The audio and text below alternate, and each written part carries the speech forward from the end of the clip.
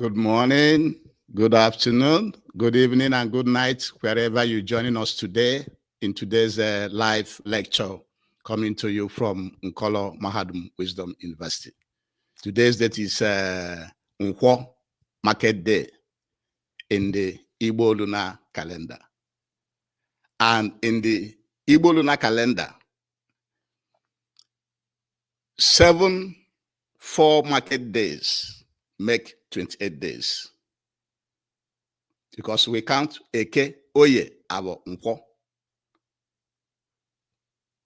7 4 market days make 28 days, which is Izu Nasa, Nasusu Igbo. And then in the Roman Catholic calendar, today's date is 7/7/25. That is July 7, 2025. And 1 week, 7 days makes 1 week in the Roman Catholic calendar. And 4 weeks make 28 days. And if that is the case, why can't we be following our own lunar calendar, which our forefathers, which our ancestors has been following? And also, don't forget, Nkolo Mahadum Wisdom University was set up to decolonize your mindset and set you free from mental slavery so that you can do things by yourself.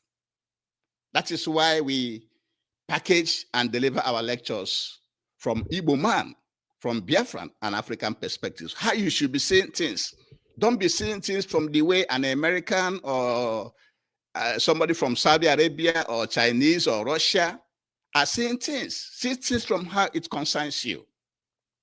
That's why we are asking you to always join us, subscribe, and follow us in YouTube, Facebook, Twitter, and TikTok, and other social media platforms. And like, comment, share this lecture to get to everybody, because it is very, very, very important. And the title of today's lecture is Restructuring, Standardization, and Maintenance should be the key for durable growth in Igbo land, in Biafra land, and the whole of Africa. Restructuring, standardization, and maintenance should be the key so that we can have durable growth in Igbo land, Biafra land, and Africa as a whole, because it is road that helps to develop a society and make life easier for those living in it. And this will give us the best result that we need, instead of what we are doing right now. Let us look at the first one, restructuring. Restructuring of roads in Africa supposed to be done. We don't have to be working on our roads the way we are doing right now. The state governments should restructure the road, remove their hand from road construction, and send road construction to the towns, cities, villages, and local governments, depending on their size. A city that is big enough can even have more than one ministry of work. A village should have one ministry of work, depending on their number and what is going on in that village. It should be decentralized. The state government, the federal government should have no hand in road construction. All the funds needed should be moved to the villages, cities, and towns. That is the best way, one of the best ways to give us the best results in road construction. And again, the road should be standardized. The specification, what is needed to build a durable expressway, the expressway that connects different cities, different towns, should be different. The specification for those express roads should be the best specification, because they have a lot of vehicles, including trailers with cement and other and roads and different kinds of roads. So those express roads should have different specifications. In addition to the street roads, the roads in the inside the cities and villages should have a different specification. The farm roads, the roads linking all the farms, all the bushes, should have different specifications. That is how it is done. You don't start building roads anyhow and leading to some of the videos that I will show you. In this lecture, we show you 2 videos about road construction that has gotten bad within just few days of construction. It shouldn't be that way. We should reorganize the way we build roads in Africa for better results. Then the next thing we do in that standardization is to make sure that the drainages, the gutters, are also part of that standardization. What kind of drainage, gutter, should roads, depending on the type of road, express road, what kind of gutter or drainage? The street roads, what kind of gutter or drainage? And drainages doesn't even have to go do with roads alone. You should have drainages by itself that carries the water, because you can see what flood is doing in many communities across the world. That the Ministry of Works should have enough money for drainages to create channels, passageways for vehicles. For the floods. If not, flood will be killing and damaging a lot of things in our environment. The next, before I show you the few videos, is maintenance. There should be a reliable maintenance system of our roads. I have had one state governor in Anambra State say that the road he's building, like Soludo said that the road he's building is a road that will last for 20 years. Why should that road last for 20 years? Why not for 200 years? So the Ministry of Work should be empowered to have trustable, reliable maintenance structure, maintenance system that will be maintaining the roads so that we don't always fall down to square one.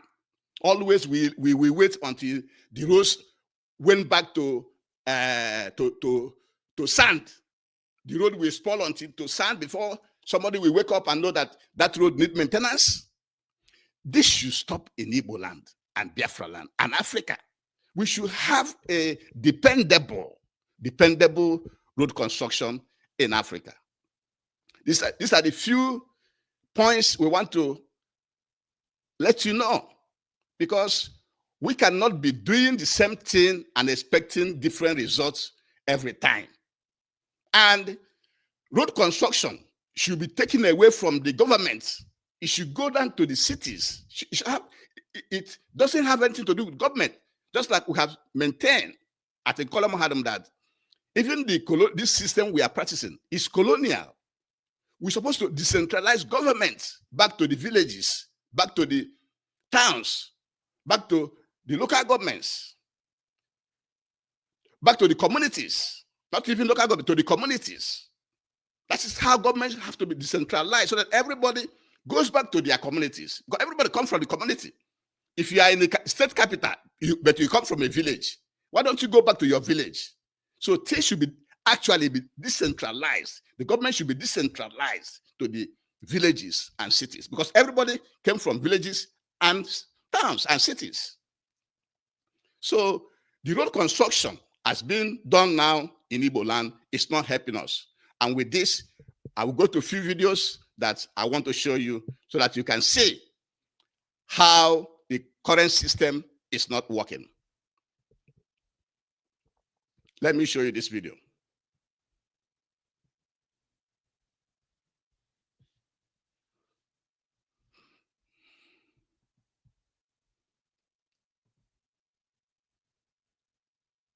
Nene kono fo ihe Soludo lụrụ anyị ọmalịcha ụzọ Soludo lụrụ anyị si Isu aga Achala. Ị na-afịa? So contractor na ife ịlụ Commissioner for Works, biko take note, His Excellency Chukwuma Soludo o ji ọrụ eme ọgọ. Onye ọbụla afụrụ ụzọ anụnwa mana enwe ebe si ụzọ manage. Ị na-enekwa the deep of the gutter ifu na emeghị ya manage. Na government of Anambra State wepụtara ego ka alụ ọnya. Okay. This road that, first of all, want to thank Ozigbondo, Matthias Ejiofor Ezaku for making this video. Because many citizens have seen this road and passed. But he stopped to make this video to show the world how the road, this is probably the first rainy season that this road is passing, and it has already damaged. And he stopped to show the world the road that was constructed. It's not up to 2 years that this road was constructed. And now the gutter has fallen apart. Because there was no specification. There was no specification. And how about inspection? Do you think that this road was inspected by the government? No, there was no inspection. Because if there was inspection, this road will not spoil by now. Less than 2 years that this road was constructed. This is the mess that we find ourselves. Let's continue to watch. Mana ebe anụnwa akwago and the block go the gutter.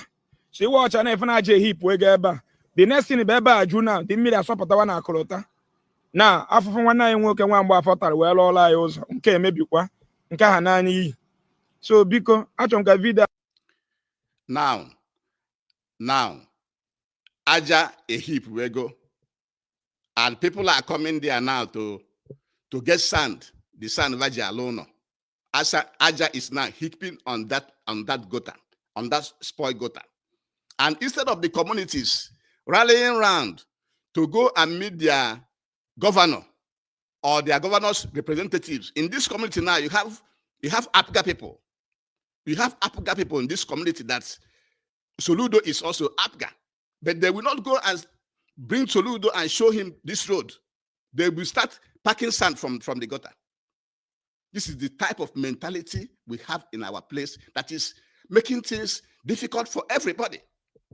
Everybody protecting their own, because probably the leaders of this community are members of Apga. They would not like to speak up. But thank you, Ozigbondo, for stopping by to show us this road. This is very, very bad. Let's continue to watch. Video Commissioner for Works, aka, when His Excellency, Nwamba afọ aka. Ebe a bụ n'ụzọ si Isu wee gawa Achala. So this thing I call to go, and the block go gutter. You watch na aje feel we go side anyị na da agazi. Ezi shi Isu wee jebe Achala. And I na-ekene Soludo. We have maintained at in column Hadam that Soludo is so far the best governor Lugolezi na Anambra State. Ezi shi Isu wee jebe Achala. And we thank him for that. Manasina all do mma alụ ọnya mma. Ana alụ ọlụ ana alụ ya mma. We at Nkoloma Hadum, we are calling on Governor Soludo to make sure Ezia na alụ na do inspected. To make sure Ezia na alụ na enwe coordination between the communities and the government. Onwe ebe maybe ka community be report to government, ka government be mezie na obro a passerby like Ozigbondo. We stop by to show this to the world. There should be that communication between the communities and the government, because the government is for the communities. Let's continue to watch. Very, very, very sad indeed. Very, very, very, very sad indeed. Agazaga na aja na feel see the gutter. The next thing by aja, if an man na-ekpozi aja n'ime the gutter, a na-ekpotezi aja eji alụ ụlọ n'ime the gutter, na anya ka ehi pụrụ n'azụ moto m na. If aja ndị mmadụ na-ekpozi n'ime the gutter, aja eji alụ ụlọ. Then ndị be anyị ebido kpowezi aja eji alụ ụlọ from the gutter. Ekpowezi aja eji alụ ụlọ from the gutter. And that aja aba na-ekpo mere na ezi aka agbachire. Ọ bụ na ndị mmadụ ara ekpo aja from that gota aka go filled up. Mmiri niile after n'ezi, thereby destroying this road within a very, very short time. That is wasting of government's fund. That is indirectly wasting of scarce state resources. And this should be stopped. This should be stopped in Igbo land and in Africa. Let's continue to watch. Na awụsa kwe ya n'enu kọrọta nwanne anyị nwoke lụrụ anyị obere oge na mebisie ka anyị bụ Igbo na-edozikene nke anyị nwetara. Ụta nwanne anyị wepụta time na-alụ ụzọ niile connectịrị Anambra. At least ka anyị nwa mekwa appreciate then protect one nke alụrụ alụ. Ekpola aja, ekpolie na-ekpochikwa ezi moto si aga. Ekpofuta aja na gota chile akwalịa kpokwusikwa na ezi moto si aga. Ezi moto si aga abịazi akọsọ accident. Gbuo mmadụ ma meruo mmadụ ma damage property mmadụ. Una abụgo the mentality of our people. Ibugie, all these things need to be corrected because our educational system, whatever they are teaching them there, is not addressing common sense. Onye ka anyị ji Nkoloma had Wisdom University where you use your common sense. Apply your common sense. Igbo futaja una gota maybe. It's like you report to all state governments. Igbo waja, Igbo kwala aja, Igbo ochikwa ezi. Ina choka mmadụ gwa Igbo funya aja. Onye kwesa ayi kwa wi ayi. Arafia, omebia ile. Even though kai chọ kai correct here na Igbo land, Biafra land, and Africa. Let's continue to watch. You watch how they got how deep or when have how deep or the name management media. So man a contractor loloza ka ine biko commissioner for works biko kabalo ka ede show na edozi roza magamba fete ebe ọzọ bụ na edozi ya mme wori video abịa n'office gị. Eyota ka m dị show na efori ya maka onwe eke. Onwere iwe do njọ nye ndị be anyị ọlụ valụ. Onwere iwe do njọ ni anyị kwesị ka anyị na-alụ ibe anyị.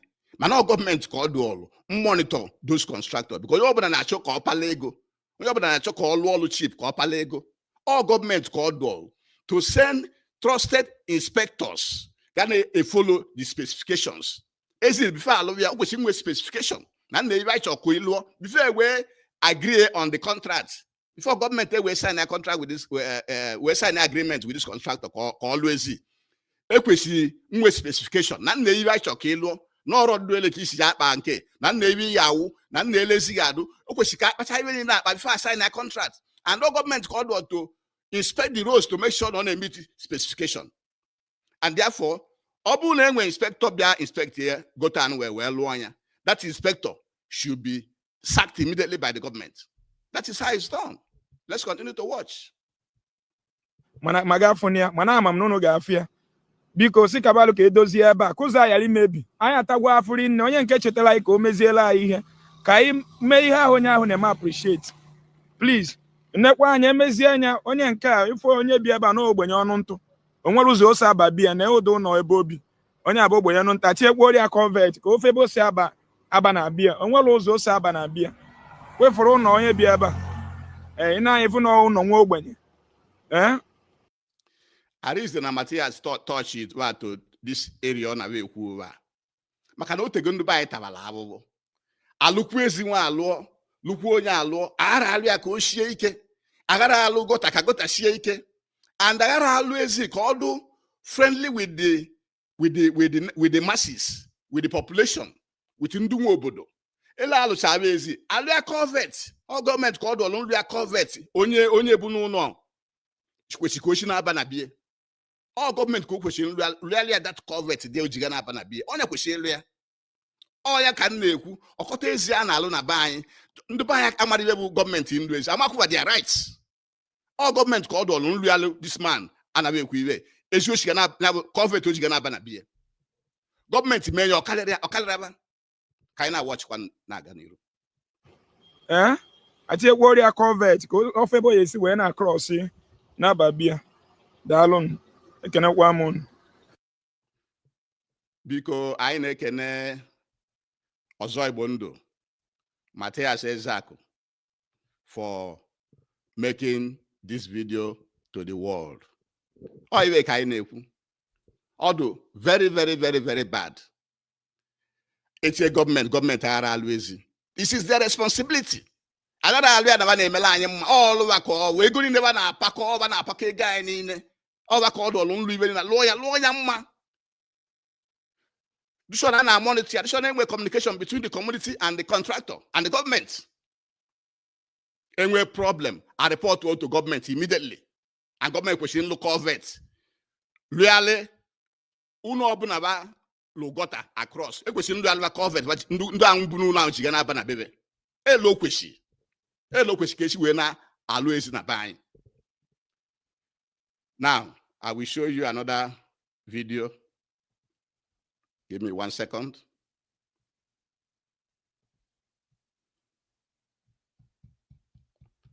I will show you another video about road construction.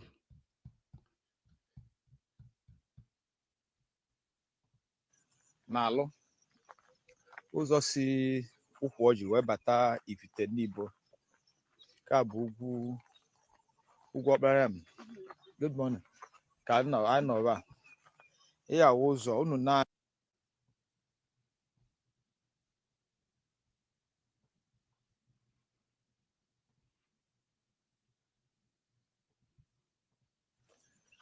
biko ịya ụzọ jekwarizin n'alụ ụzọ si ụkwụ ọjị wee bata Ifite n'Igbo ka bụ ugwu ọkpara m. Ezi nke wo ezi si ụmụenechi ọka wee na-eje n'Igbo. Ezi nwa gbakwulu Isiagụ. Ezi nwa a major road connecting Ọka to n'Igbo, to Ifite n'Igbo, and to Isiagụ. Good morning. Ka anyị nọrọ a ịya ụzọ unu na-arịa unu afụ gota ọlụlụ drainage ọlụlụ unu na-arịa unu afụ iron nwoke na iron na waya akpala eji welu di gota unu fụ na afụ na mmiri awash chago di iron etu akosha wash ya na-aga nke gosi na gota amanla. Ọnya ka anyị na-ekwu na-asị ezi a na-alụ kwesịrị inwe standardization, o kwesịrị inwe specification before assign a contract with the contractor, before government assign a contract with the contractor. Government ye ekwu n'iwe contractor kwesịrị nlụ before akwụya ni ego, before assign ya akwụkwọ ọbụla ma ọkwụya wi ego. Unu abụrụ ibe anaghị ezuko now. No wire gauze ka eji wee na-akpa ibe agha awụ na ana. And wire gauze ahụ ete oge na the gutter, which means enwere any inspector na that place. On a government enwere inspector. On a government enwere inspector. Ka ekpele isi ezi a na-alụ. Ka ekpele government si amazele contractor shi alụ nya ezi. This is very, very, very appalling. Oya ka ji ka wetelu unu that the culture of road construction enwere now na Igbo is nothing to write home about. It should be reviewed and decentralized to the villages, to the towns, and to the communities. All which can set up Ministry of Works. Go to the equipment. Make sure and buy and I produce equipment. Is ya loom ways in it. I which kind of produce here. Kind of go on niru.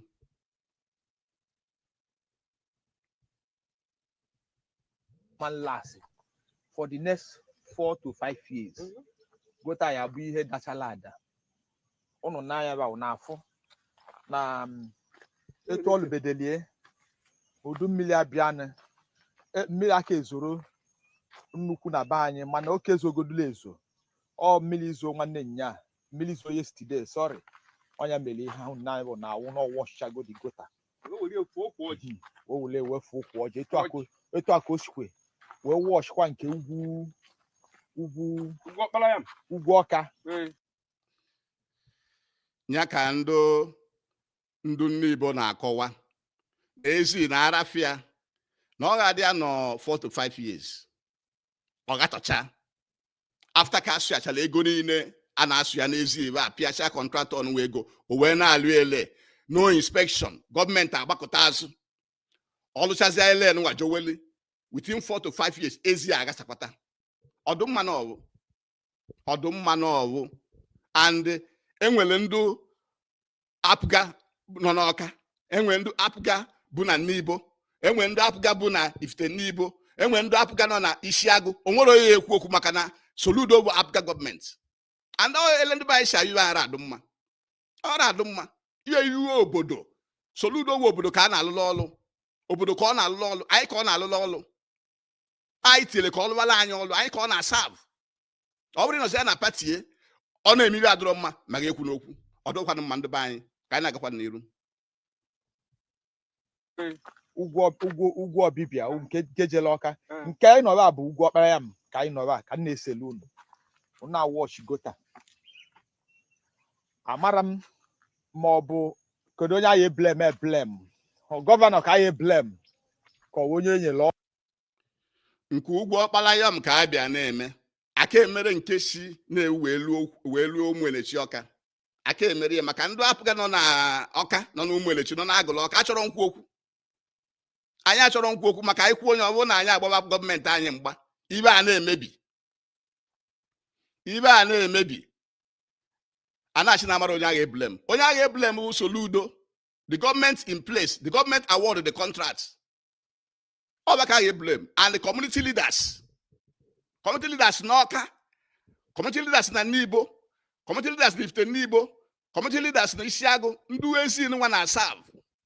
Onye ọbụla gbachisia nkịtị, ibe anyị ọdọkwa na mma ka anyị na-agakwa n'iru. ọlụ ka a ga-eblem. Onye bụ the contractor ji ụzọ bụ Chief Dr. Oke Goodluck Nwankwọ, nke eji gburu ya akụ wee mara Igwe Ọramkpa nke Nnibo. Ọ sị na ihe a na-etu unu n'anya ba na awụ na ihe a na-alụ ebe enwere isi, ihe a na-alụ ebe enwere isi chacha. Chief Dr. Oke Goodluck Nwankwọ, nke eji gburu ya akụ wee mara Igwe Ọramkpa nke Nnibo. Ọ sị na ihe a na-etu unu n'anya ba na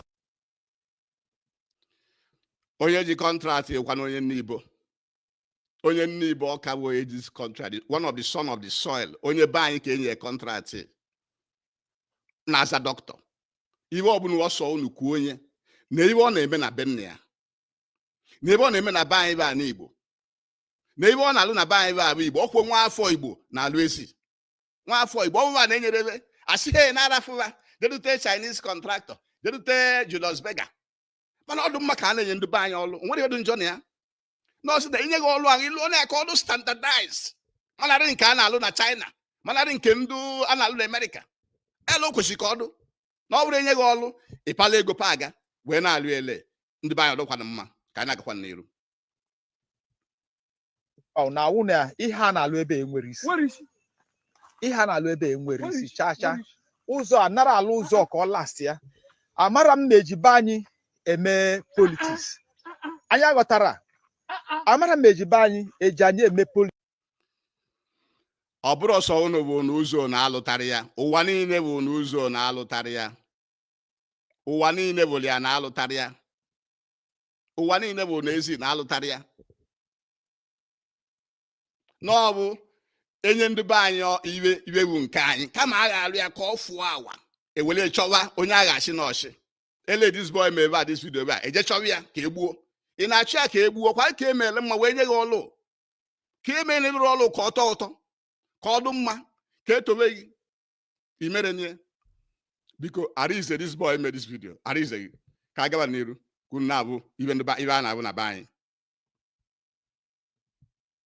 Politics eji anyị eme politics. Anyị amara o nwere ihe ọjọọ anyị ndị Nnibo mere ka akọwa na ya, ọ na o nwere alụ anyị mere ka anyị bido n'oge kpụghanị anyị.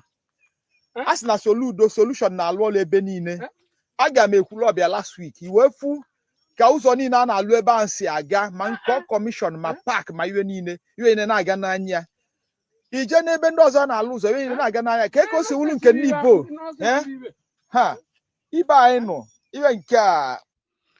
O nwere ya jọọ ebe unu mere, o nwere ibe ndị Nnibo mere. Nọ na-enwere standardization, enwere standardization and enwere inspection, and gọọmenti gbakọtara unu azụ na Soludo. Yes, ọ na-alụ ezi karịcha gọọmenti ọbụla bịago na Anambra steeti.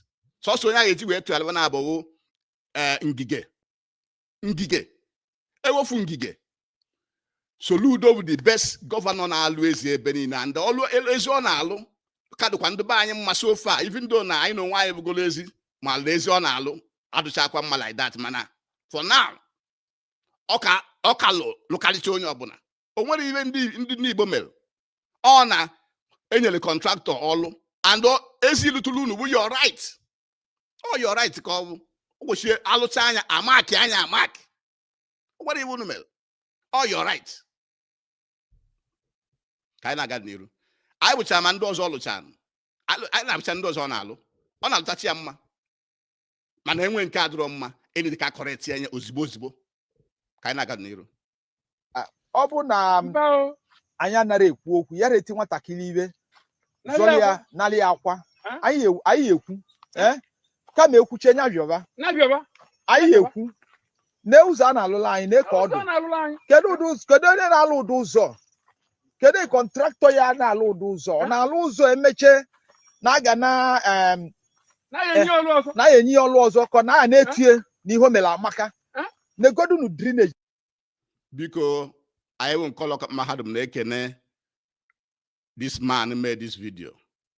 Anyị na-ekene gị ọkwa enwere m eze bụ unu nwee ma PG na bụ unu na ọ bụ ka enwere ma n'Ọka na ọ bụ ka enwere ma Ifite n'Ibo na ọ bụ ka enwere ma n'Ishiagụ na-ebu ka enwere other community leaders niile onwere onye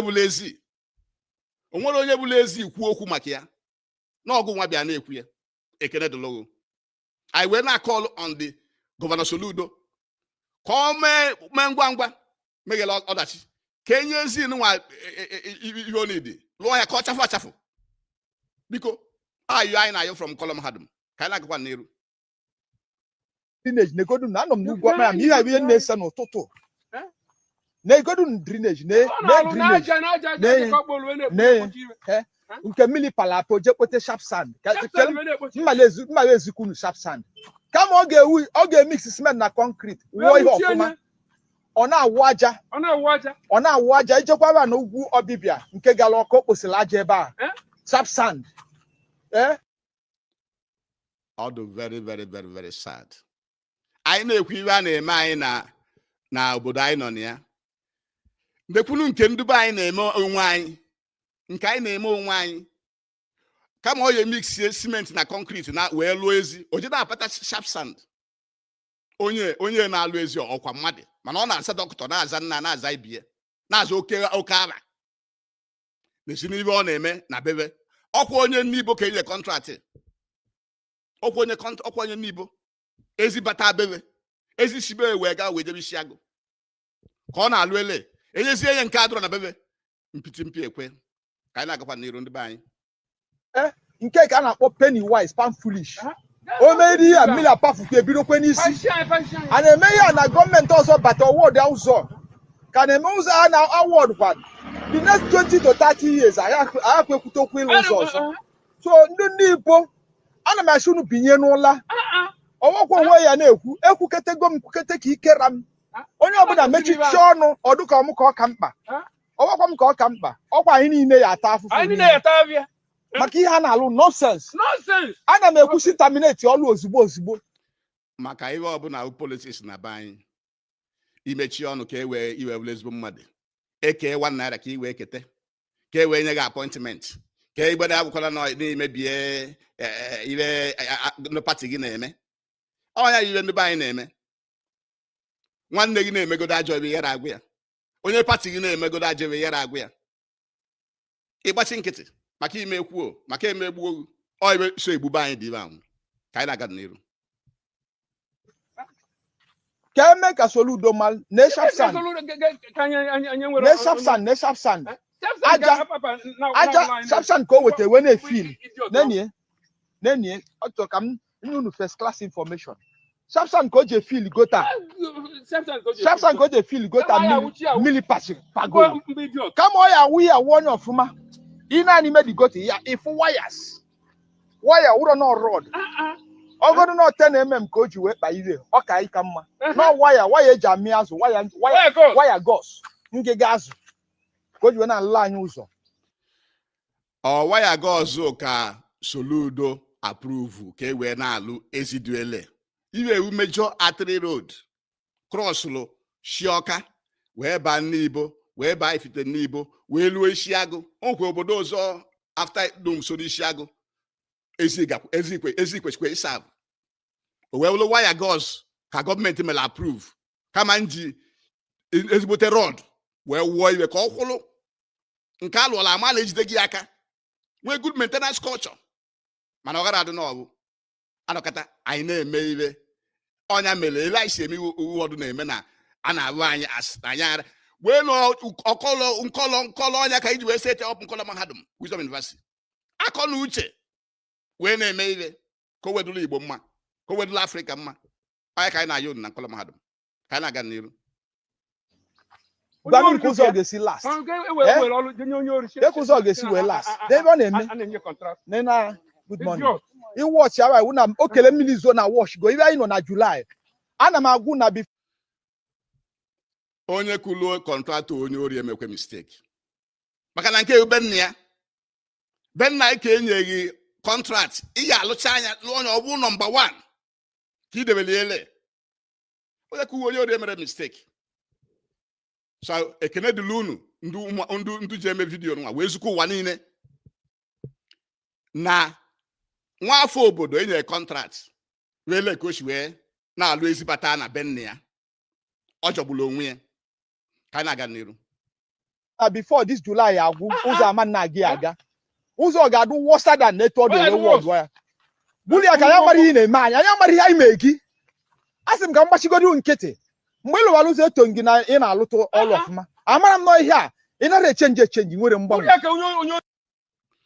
buli ya akụ kere ihe ndị Igbo mere gị buli ya akụ kere ihe ndị Afrịka mere gị na mgbe i bidola ezi echekwa na ịdụ serious amara nọ aghọ ka iji wee bịa wee debe ọnọdụ be anyị wee Anambra steeti be anyị wee Ọka be anyị bụ Nnibo be anyị bụ Ifite Nnibo na Ishiagụ ezi ka anyị si ya na anaba anyị wee welele ka isi alụ ya ọdụ ọkwa na mma buli ya akụ wofu aka enwe n'uwe n'ọdụ ka aka mmadụ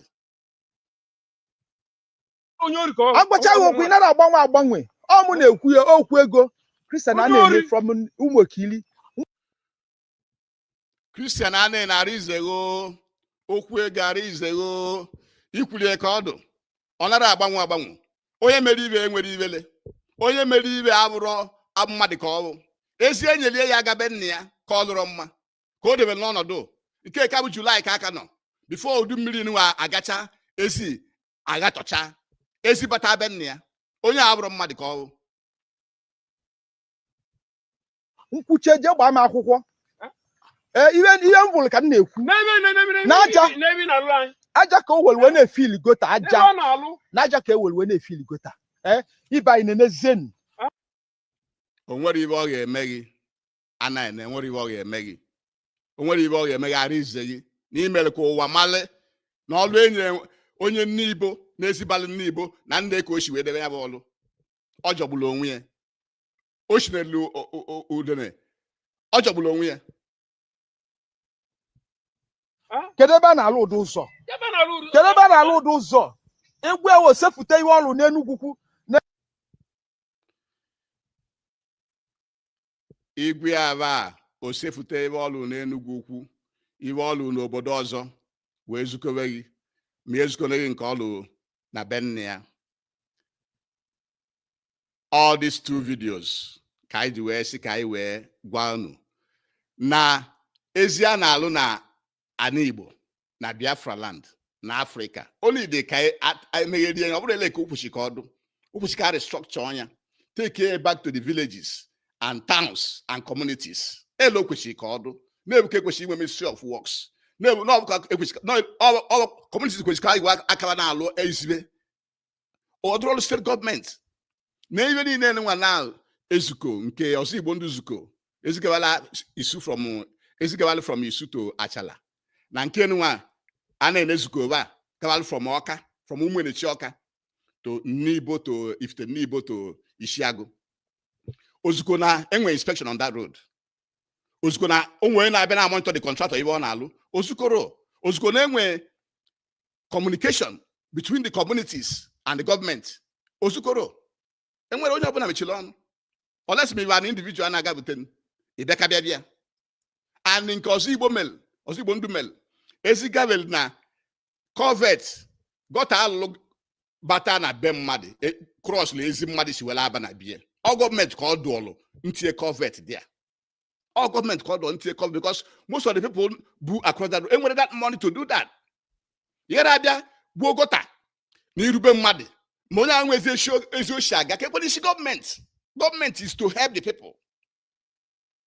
Also, if I do make this video, biko nduba anyị biko join ya na anyị subscribe on na-follow na anyị na YouTube, Facebook, Twitter and TikTok. Right now I know live on YouTube, Facebook, Twitter and TikTok. Follow na anyị so that onwe ibe anyị na-akụzi onwe ibe anyị na-eweta unu abụrụ ndị izi ya enwe and unu na comment na-ezukọ na anyị akala ịfụnanya and na-atụsa na ozi anyị ka onye ọbụla na-enweta because I know maka ọdụmma ndị Igbo, ọdụmma ndị Biafra, ọdụmma ndị Africa. Ọ ibe anyị nọ anyị ji wee tie kọlọm hadum ka anyị na-agụ na eluigwe si wee dị n'ụwa ka unu nwee ike wee kwudosie ike nwee your own identity nwee ọnụ okwu unu na-ekwu okwu ọ bụla elu si wee gbasata gị ọ bụla elu si wee gbasata onye ezi onye Fulani ma ọ bụ onye Hausa ma ọ bụ onye America ma ọ bụ onye London ma onye ndị na-akpọ isi alakụba no ịghara abụ iwe losu gbasata gị ka eke iwe si gbasata kedu losu ọghọm ka ulu dị ibe amụ. So biko I will take this lecture to an end and we are calling on the state governor, Governor Chuma Soludo, to step up and solve these problems. That contractor now see from Umwenichi Oka to Ishiago, that contractor should be terminated immediately. It should be terminated. And Obunenwe inspectors from the state government now inspect that road. Obunenwe inspectors inspecting Ezishi Achala, Wejeve Isu Anocha, Moiso Anocha, Wejeve Achala. Go to other. Those inspectors should be sacked immediately. We don't need this type of thing in Igbo land, in Biafra land, or in Africa. And with this, we shall be bringing today's lecture to an end. Thank you very much for joining us and have a very, very good day. Thank you. Have a good one. Bye-bye.